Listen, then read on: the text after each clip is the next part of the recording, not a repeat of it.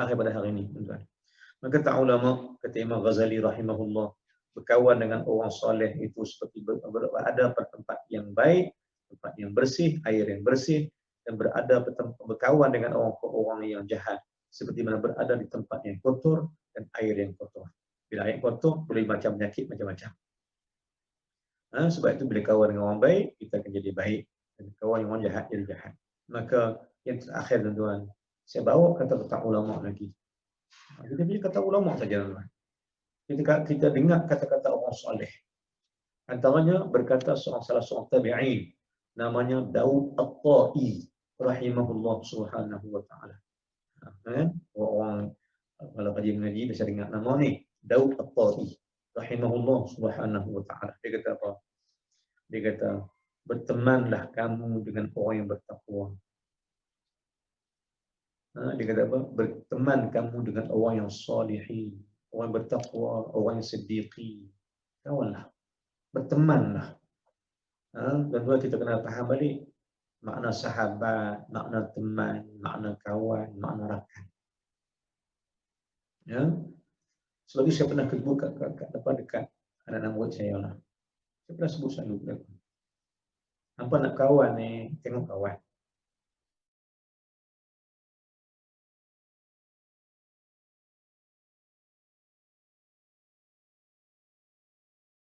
Kawan aja. Jumpa kat kedai-kedai, jumpa kat bekan-bekan, peluang-peluang aja. Tak boleh ajak dia rumah. Kawan dekat tu, kawan je itu je lah. Ya. Kemudian kamu kena faham juga, ada kawan yang boleh ajak main rumah, boleh kenal dengan mak ayah kita. Ada kawan gitu. Ada kawan gitu je, kawan sonok-sonok main bola, kawan tinggal dekat padang itu je, tak main rumah. Kawan kena kenal gitu je. Kita kena kawan kan. Kalau saya kata apa? Kawan pertama, tengoklah kawan-kawan tu. Ada kawan yang kita kawan hanya di kedai atau di pekan saja. Atau kat padang permainan saja. Tak ada ajak dia rumah. Tak. Kita kenal sendiri lah. Kemudian yang kedua, ada kawan yang boleh ajak main rumah. Main rumah pun sembang dekat itu bagang belakang. Di luar. Di luar. Ada kawan gitu. Dia ajak main rumah. Dia kawan dekat pagaknya. Sembang dekat pagaknya. Lepas itu dia balik, kita balik. Kemudian yang ketiga, ada kawan yang boleh ajak masuk rumah. Ada kawan yang boleh ajak masuk rumah. Duduk sembang dalam rumah. Dia makan minum apa yang ada dalam rumah kita. Ada.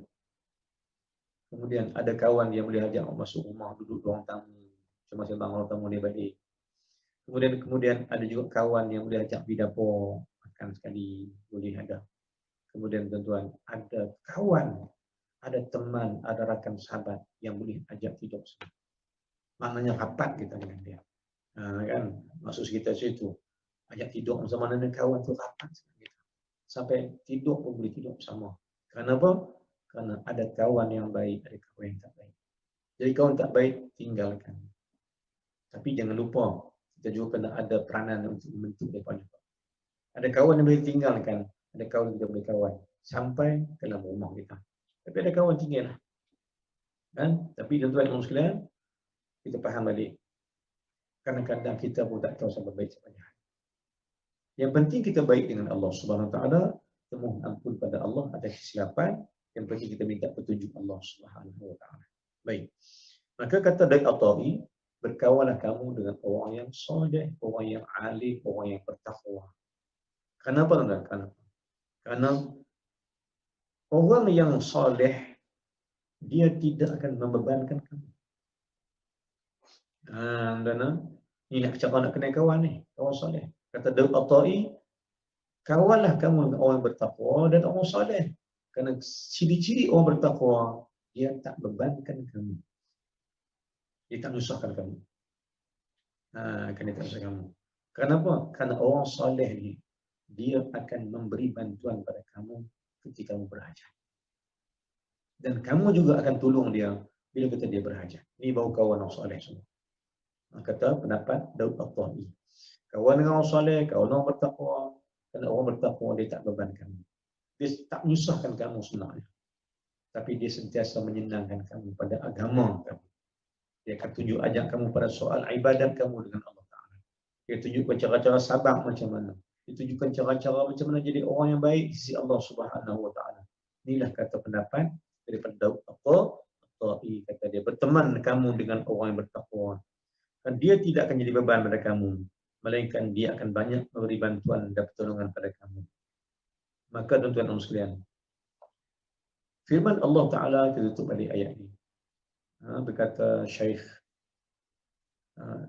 Ahmad Rifa'i rahimahullah subhanahu wa ta'ala, kata dia, ayat 119, patah balik dua kali kita.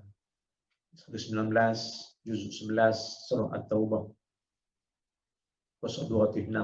Firman Allah Subhanahu wa taala, ya ayyuhalladzina amanu taqullaha wa kunu ma'as shadiqin.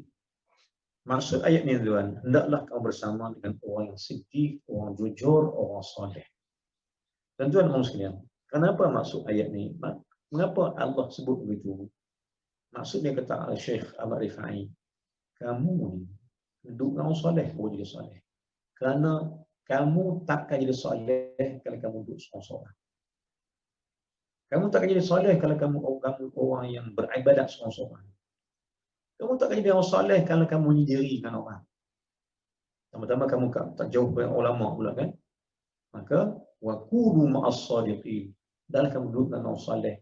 Kerana perubahan dirimu itu ialah akibat dan kamu dapat daripada orang yang soleh. Maknanya kata Syekh Ahmad Rifa'i, Allah kata dalam ayat ni, Allah kata kamu takkan jadi orang soleh, orang jujur kecuali kamu duduk bersama dengan orang-orang yang soleh. Kenapa, tuan-tuan?